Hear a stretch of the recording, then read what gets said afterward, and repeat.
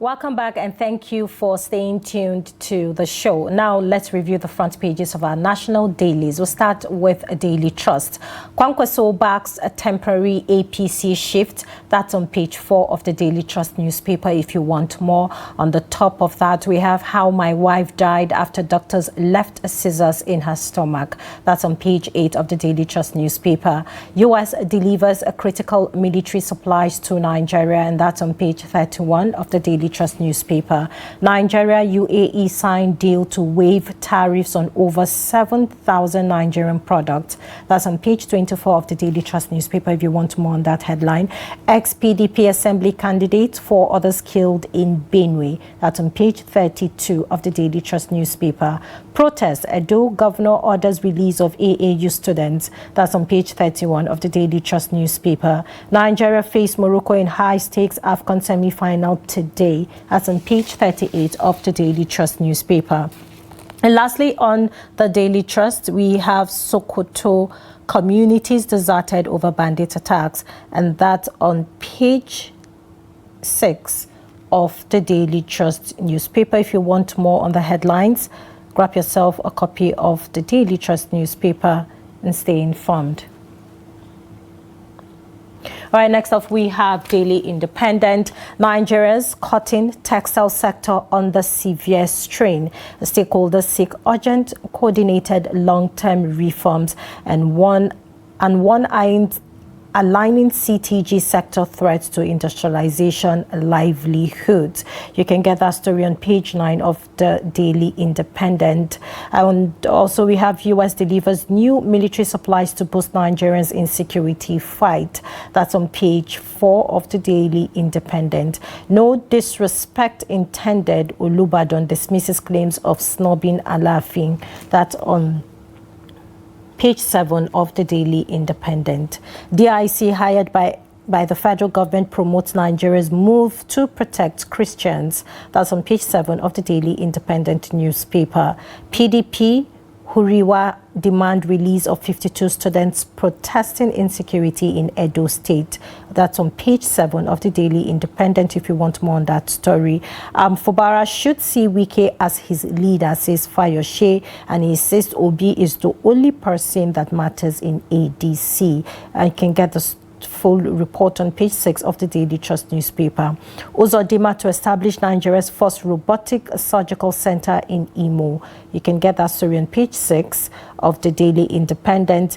And federal government disburses 2.5 billion naira each to public varsities, 1.8 billion naira to police, 2 billion naira to colleges of education. That's on page 6 of the Daily Independent. I beg your pardon.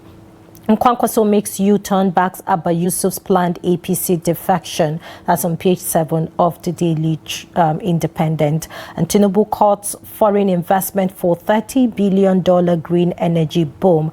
And Nigeria UAE sealed trade pact to co-host Investopia in Lagos. And pact opens duty-free access for Nigerian exports, says minister. And it says it removes tariffs on 7,000 Nigerian products, boosts export jobs. That's on page 28 of the Daily Independent. And court nullifies PDB Guba primary in Ekiti. You can read the story on page 7 of the Daily Independent. If you want more on the story, do well to grab yourself a copy of the Daily Independent. Now, our newspaper reviewer is on standby. We have Ben Shamang, former news director, Voice of Nigeria. Good morning. Thank you for joining us this morning. And thank you for having me. All right, let's start with Daily Trust. Kwankwaso backs temporary APC shift. We know this drama concerning the defection of the governor of Kano State from the NNPP to the APC. We've seen the different issues, different reports, and different stories as to his defection. And now we're saying that Kwankwaso is backing his temporary defection to the APC. So would I like to get your opinion on this? Well, this forward and backwards movement that we've been hearing about Governor Abba Gida moving to APC it's been long. At the point we had that He was even supposed to go, and thereafter Kwankwaso will follow suit. But the turnaround of things are not too okay. The discordance on tunes that we are hearing at the point, the Kwankwaso is saying the governor could move, yeah, if he wanted. But at the point, they said no, the governor felt he had had enough from his political godfather as a godson. So, as a beneficiary of whatever Kwankwaso has ever given him, he felt he should be his own master. And in doing so, he needed to create a niche, a position for himself. And that's why members of his cabinet and even the lawmakers at the state level, even federal, they now say, look, if you are with the governor, let's move on to the government at the center. And that is injurious to Kwankwaso, who also has some presidential ambitions. But there is a seeming tension. Some people are saying that, look, Kwankwaso agreed that, okay, because he had seen that the governor is saying you have to come out clearly, either for him or you are for Kwankwaso, and therefore there was the need to write names. And tension was coming up. They said Kwankwaso wanted a kind of situation where Kano will be calm for him to relaunch himself. Whatever that means, Nigerians are waiting to see. But again, this is now, I mean, whether this issue of godfatherism in Nigerian politics is good, we can't say for now, because we are seeing what is happening in Rivers. We've seen it in some other states. We've seen it in Kaduna. You sponsor someone, in the end, the fight starts so immediate. And that is done when governance is just being kept in abeyance. Okay, we have U.S. delivers critical military supplies to Nigeria, as we have seen, and this report is back to Tuesday, where the United States, declared that they have delivered critical military supplies to Nigeria after staging the Christmas Day strike in the Northwest. So what is your take on this? I think that I'll just say kudos to Trump, honestly, because all those who have been criticizing Nigeria, even those Nigerians who are in Nigeria or abroad, are saying that Nigeria is not fighting enough. And I mean, Trump is saying and always saying, if Nigeria gets it right, Africa will get it right. Remember, our own Obama blocked Nigeria, refused to sell anything to us. And recall that against every law in America, they call it Levy law. Once a country is fighting a war internally, America does not sell arms to that country. Or, I mean, Trump came in and started selling super Tucanos to Nigeria. Today, he is back second term, even when he's annoyed over situations in Nigeria, but he's now still allowing American arms to be sold onto Nigeria to fight terrorism. The belief is that an injury to one is an injury to all. So if you kill any child in Sokoto, in Bayelsa, in Kaduna, it's like you are killing the children of the world. And that is why I think that the Nigerian government should simply work with the Americans. Let's see how we can end this terrorism and let Nigeria go back to that position of giant of Africa. I will not join hands. I will not join in the fray to just condemn. I mean, if we have the money, the budget, security is taking the largest chunk. If therefore it's taking the largest chunk, we need to see equipment coming the way they are supposed to be, so that that money could be spent, it could be oversighted, it could be seen, you match material with the money, and action therefore now goes to the trenches. You take the war to the criminals. We cannot continue to stay this way. Look at what is happening in Sokoto. Just day before yesterday, Bello Truji is giving some villages ultimatum.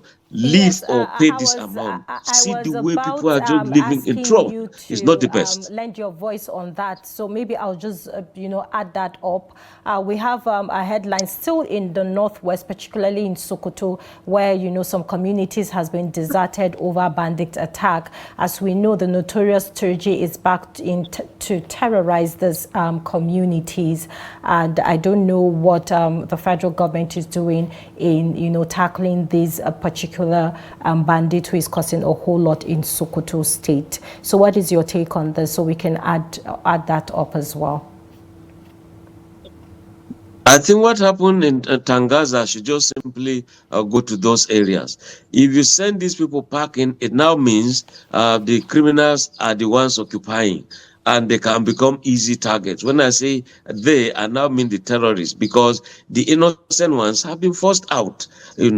So we expect that with these critical supplies from the American security system, I mean, I hope that there will be intelligence materials for intelligence to now, I mean, trace this Bello Truji and simply find him. But we should learn from Osama bin Laden, who at the point was busy hiding within security agency areas, also within civilians. And so someone somewhere, there are times you need to place maybe some ransom on some people. If you place a price on his head, some people will reveal, and once revealed, it will be easy. It's been happening globally. It has happened in Nigeria, and I think that time has come that the security agencies should simply do it. The Nigerian Air Force, the military, the DSS, they all have to be on board. The police are coming up hot. I think that they cannot be more than us. They can't be stronger than us. We must be the dominant force. We must decide where to take this war and where we are going now. When I say we, look, I am feeling moved like a military man, not a journalist, that we move to those areas and route them. It's simple as that. All right, Mr. Ben, time is against us, but before we go, let's take this headline. Nigeria, UAE signed trade deal to waive tariffs on over 7,000 Nigerian products. We have seen that, a comprehensive economic partnership agreement has been signed between the UAE and Nigeria concerning the reduction of these tariffs on the Nigerian products. And this signals a major boost in bilateral trade relations. And in adding up to the questions that Nigerians are asking, that where has Mr. President been as we see all of this insecurity happening in some parts of Nigeria. So should we say this is a good news as to why he's not around at the moment? So would like to hear your take on this. Yes, I think it's good news that something is coming from this trip. But I think that the overstay abroad does not augur well. By tomorrow, we're talking of remembrance for all the armed forces, dead and alive. I wish that my president, the Nigerian president, we don't have another, should be around.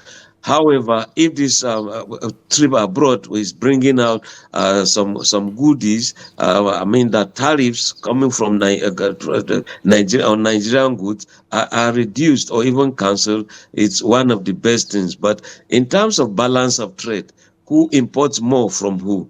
Do we send more goods to the UAE, or we import more from them? That will tell you something. About the balance of trade or imbalance of trade. So right. we also need to have this Nigeria first policy.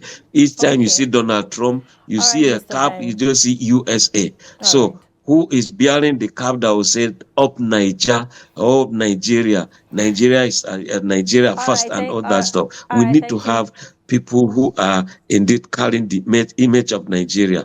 So we need that in President Tinubu, just like Trump is doing for America. Now, Ben, can you hear me? Thank you for joining us this morning to review the front pages of our national dailies. Thank you for having me. All right, with that, we'll come to the end of Daybreak on Trust TV. Thank you to everyone who called in to share their life experiences on the topic that we had to discuss this morning, and also our guests who joined us virtually to help us make sense as to why we see medical negligence in Nigeria.